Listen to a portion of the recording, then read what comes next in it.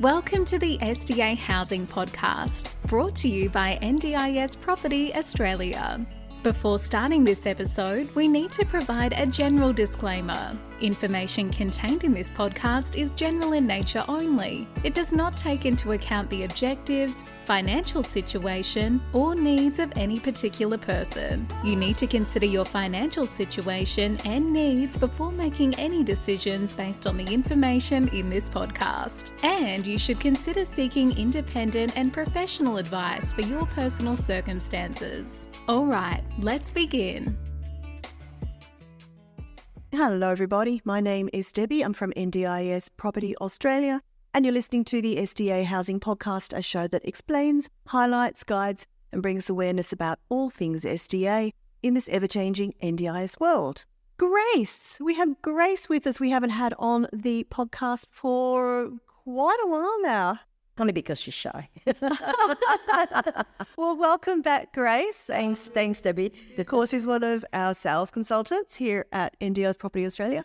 And we thought we'd revisit a topic that we have covered before, but just to update the current situation with regards to resales of built NDIS properties. And this is where Grace does most of her work, looking after vendors who have a property that wish to sell it. So Grace, tell us, we'll launch straight in, tell us what you're seeing shift in the market now from, say, a year or two ago. Well, basically, Debbie, we get a lot of people calling us because they have empty houses. And quite often they think that we could fix it because we are an SDA provider, but which we're not. And I always say to them, look, we're not providers. You have to go back to a provider, to the provider that you have appointed to help you fill the house. Otherwise, we do have what we call a SHA, which is a SDA Housing Assist in the office, which runs in tandem with the SDA provider to find tenants for them if they feel they still want to keep that house, but want to stay on a little bit longer and try and see whether they can get that elusive participant. Or third, if they want to sell an empty house, they would have to expect that the house more than likely will be sold at market value for a residential house, because while you can take that to market as an SDA house, any buyer wanting to buy an SDA property would want to buy something that is tenanted, at least with one participant. If obviously with two, it's going to be a lot better, because they pretty much will pay you a much higher price based on the income that you get, from the participants, rather than an empty house, which to them is of no value. Even though an SDA built house is still no value because they want to buy an income. Just like you would buy a commercial property with a tenant in place, this is exactly the same scenario, which I think a lot of people don't understand and they don't think that way. The other thing that we get as well is that a lot of the owners who have SDA homes forget that it is a house first and an SDA house second. So they could really, if they want to still keep the house as an SDA house, they can still do that by putting in residential tenancies. Admittedly, the income is not as high as what they would get on an SDA, but it's still pretty good as a residential house. I mean, it's no worse off than if you had bought a residential house of similar price and renting out as a residential. So it's not worse off. But for some reason or other, because down the track, they have been told and brainwashed that this house will give you $100,000 income or more. And if they have a house at say $800,000 and they're getting $500 or $600 a week, they feel that they have been cheated in inverted commas, and therefore the house is not good anymore. So and they want to sell it because they think, oh look, it's not giving me the $100,000. But if they stop and think logically, it's not a bad investment because it's no worse or no better than your average residential house. So these are things that people have to understand when the first thing that comes to mind is, my house is empty, I want to sell. Look, we find it really difficult to sell empty houses, and we don't really want to take on empty houses if we can, because we know that the result is not going to be as good as what they expect, and they can sell that house easily if they really tell me to sell, to take it to the local real estate agent to do that. However, we do have a huge demand for houses that are tenanted, right? Majority of the people that come to us now have realized that they don't want to buy and build off the plan because of the unknown, and they would want to buy a house that is tenanted, and they are happy to pay a slight premium for that because it gives them, I guess, comfort that they're buying something that has got a tenant. The lease is important as well, because now, there are a few things now that people never used to ask. One, they want to cite at least 6 months or more.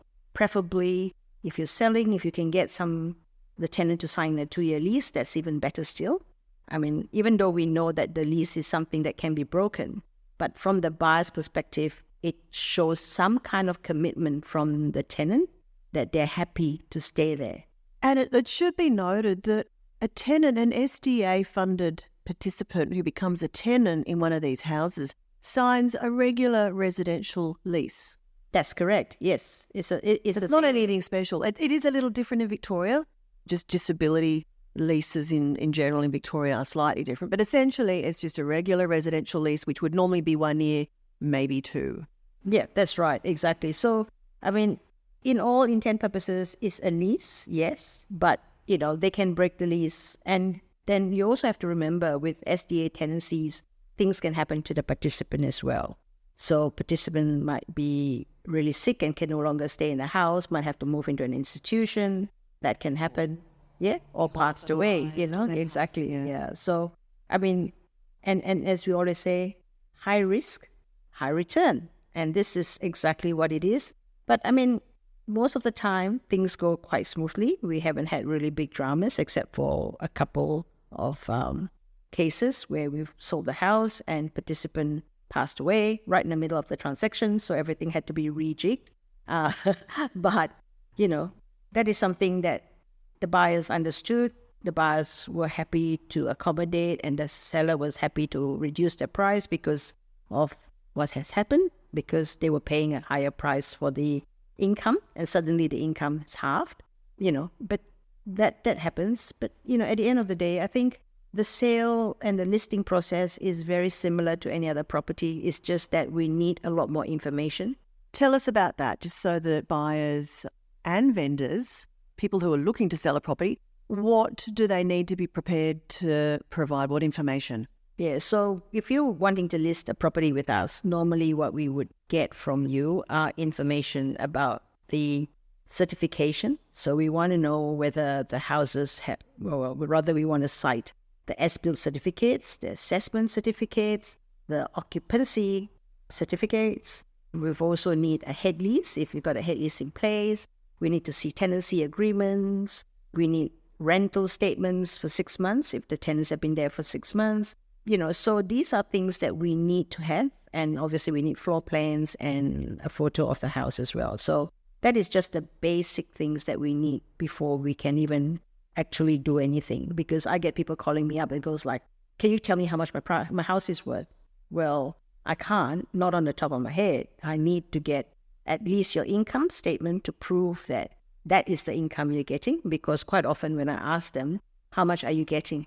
We're not exactly sure. We think we're getting this amount, but I guess for the immediate, it's fine. But then ultimately, when you're selling something, the buyer would need to see proof of income. And without the proof of income, they will not pay you the money that you're asking. It's as simple as that. So buyers also want to know what their expenses are going to be. Exactly. So expenses, I suppose, what we need is your rates, insurances, what your SDA provider charges, because we know that they range from 5% going right up to 18%. And sometimes some people will say, oh, look, I'm getting so much lower. Why is this person charging more? I said, well, that's got nothing to do with us. It's up to you to negotiate with them if you want to use them. But if you don't want to use the current SDA provider, because if you feel that their fees are too high, that is something that you have to work out yourself, because we are selling you the property as is, where is. As an ongoing component, isn't it? Exactly, that's right. Tell us a little bit about how that lease transfer does work. So when you are an owner of an SDA property, you have a head lease agreement with an SDA provider. So when a new person buys the property, that lease agreement will basically be transferred over to the new owner. Yes, it will be. So basically, we go to the existing SDA provider and say that we have sold the property, and they would provide what they call a deed of novation for the new owner to sign. So that, in effect, will transfer the head lease from the seller to the buyer. So that's something that they would have to provide, not us. Yeah, they look up. If they want to retain the new buyer as their landlord. In general, is the buyer obligated to keep that provider? I mean, are they sort of locked into the terms of that lease because of that? Technically speaking, they're not. They can change if they want to, but the risk is that the tenant may not be there because the SDA provider has provided that tenant into the house. Because you don't know whether the tenant came from the provider from their own database, or whether they happened to find a still provider who was happy to come in and bring their tenant, and whether the tenant is more connected to their carers or to the SDA. Exactly, that's right, exactly. So you can't, just cut the SDA provider off, I think, as easily. Obviously, if the house is empty, there's no problems there. But when you have a tenant, the risk is always there of upsetting the tenant if there is a move. Recently, we had a case where there was a house which, there's only one tenant in it, and there is no way of putting in a second tenancy. And the SDA provider said to me, look, even though at the end of the lease, you may be able to move the tenant out, but I think the state law says that it would be unethical to move him out just for higher income, and therefore it is not advisable. So that is something, again, that you have to consider when you're buying a house that has got one participant, if that participant has got written in their contract to say that they will only be the only participant in that property, and you can't have a second participant. Which is not uncommon, yeah. Obviously, we've spoken about this in recent times on other episodes, but are you seeing more properties coming through for sale that are Appendix H? Yes, and Appendix H is a really good property to have. And I keep telling people, look, this is something you should consider. But again, we are facing a bit of an uphill battle because Appendix H sometimes does not achieve that 150,000 income which was promised when they first bought houses. The maximum is about 120 you get. Yeah, that's right. So because people have been promised way above what an Appendix H is, they feel that they have not achieved their maximum. But I mean, you and I know, Debbie, that majority of the houses out there have only got one participant, and majority of the houses are probably around that 90 to 100,000 anyway, To have you to get that little uplift, that's really good. It's really good. I mean, to have a house at 180,000 as what a lot of them have promised is almost never seen. It's very rare. Yeah, very, very rare. So I think, anybody buying out there thinking that they will get 180,000, you must be very lucky to find it. Yeah, if a buyer's looking for a tenanted SDA property with a high income like that, that's a needle in the haystack. I mean, if someone has a property that is returning that kind of income, why would they sell it? Exactly, that's right. So that's another thing too that we get asked a lot is why is someone selling a property that may have a fairly decent income on it? And, you've got to understand this is like any property transaction. There's a myriad of reasons why somebody would want to sell their property. That's right, exactly. I mean, there's no real reason. I mean, a lot of it is personal. I mean, some of the examples that I've had is we want to reduce our debt because, this property is making us good money and we want to pay off our house so that we don't have a debt on our residential property. Or I'm looking at expanding my business. This is, bring in good income and by selling it, I'm going to make a little bit more profit of it, so I could pour it into my business. So, a lot of different reasons. Circumstances. Yeah, exactly. That's right. Need to, get rid of that property. Exactly. Many, many reasons. Many reasons. But the thing is, a majority of, as we said before, if it's really good income, and if you don't have a personal reason why you need to sell, nobody would sell it. It's as simple as that, So if you're looking for something with a super high income, I think you're sort of looking like a needle in a haystack. Yeah, it's going to be very hard to come across. And if they do come across our books, they get sold very quickly. Yes. Yeah. So let's just go back and reiterate. If someone has got a property that is currently vacant, and look, it's possibly because it's in an area that is well supplied already, and hence why you're struggling to get a tenant. We probably would not look at taking on that property for sale. So there's two avenues here. You could enlist our SDA Housing Assist service to try and find a participant, give it 3 months to see how we go with that. If we do find you a participant, then either you might wish to keep it, or you might wish to still sell it for a better price.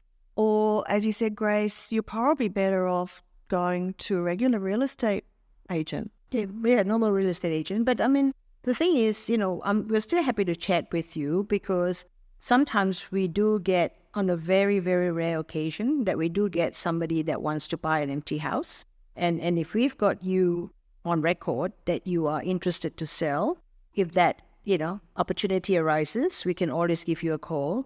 Like right now, I've got a lady that's looking desperately for a robust house in WA. It needs to be ready and empty, because she's got 2 participants. She's a sale provider. She's got 2 participants that she desperately needs to put into the house. Yeah, and I was going to say that we're seeing a lot of interest now from providers that are looking to purchase properties, and they do want empty properties. Yes, right. So if you do have something, definitely give us a call and keep us, posted on what you have. And if the opportunity is there, we can still help you sell. But then just be a bit mindful that it will not be as high as what you would get if your house is fully tenanted. Absolutely. You are still, even to a provider who needs that house, they're still very aware of what market rates are, price valuations, house valuations are, and you're not going to be getting much of a premium on the property. Yeah, that's right. Was there anything else you wanted to cover, just so our listeners sort of have a good understanding of the resale market? I think we've covered most of what is required. And I think, for anybody looking to sell, I think the first thing you need to think about, as I said before, is the opportunity that you are getting in renting it out as a residential first. And if down the track, when SDA does pick up, you can revert back to an SDA house again, which is something that if you went out there and bought a residential house for the same amount of money, you don't have an upside. And the opportunity to uplift is not there. Whereas a house like this can still... It's always going to be an SDA. There's a potential to uplift to an SDA if the opportunity arises in the future. So there is always that, that the chance that you could make more money. But once you sell it, and then it's gone. And this is actually quite interesting, Debbie, because I had a person who was talking to me the other day, and they said, oh, look, I want to sell that. And I said, why? Because I'm not getting the right income. So we went through this whole process, and I said, look, what are you going to do after you sell? I'll go and buy a residential house. I'm like, why?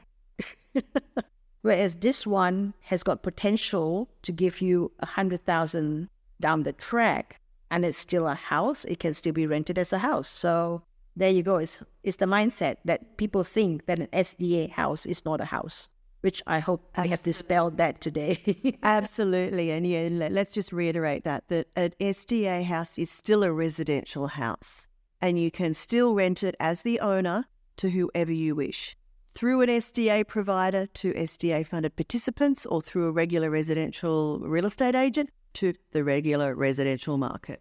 Yep, absolutely. And obviously there's still houses as well. So it can be used as a house to a sales provider. Exactly. So you actually have got 3 options here. and I got Let's pretty just quickly touch on that SIL aspect. So there's a big upside of renting your property to a SIL provider. And just for those of you, just the terminology, SIL stands for Supported Independent Living. They're the providers that actually provide the daily supports and care to very high needs participants who may or may not have SDA funding. Now, a lot of participants that have SIL funding that need housing may down the track qualify for SDA. So if you rent it to a SIL provider and they have clients living in the house, there is a chance that those clients eventually will become SDA funded and they're already living in the property. Yes, that's right. So that is something to think of as well. So like I said, that's why the SDA house itself has got huge potential. And it's just a question of, well, I guess it depends on each person's financial position. But if you can afford to keep it, my suggestion is keep it, hold on to it for a little bit longer and rent it out as a residential house. And that will give you a little bit more, I guess, help, assistance with your some income, but not necessarily cover all your debt. But then I think with your debt, I'm not an accountant or a financial planner, but I would imagine that you could have negative gearing. That might help you out. You still have got a depreciation, which again can contribute to part of your income structure as well. So it's not all lost. Just look at it more objectively is what we're trying to say. Absolutely. Okay, Grace, I think that does cover it. Thank you so much for your time today and your valuable words of wisdom. Thank you, Debbie.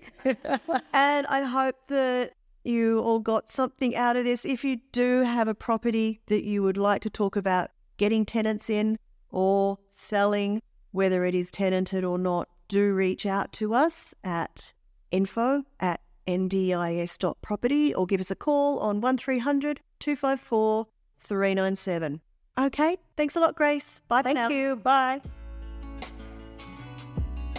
We hope you enjoyed this episode. Please make sure you are subscribed and following us so you can keep in the loop with all of our upcoming episodes. We would really appreciate it if you could leave us a 5-star rating, a written review, and to share this podcast with those that could benefit. Until next time, catch you on the next episode.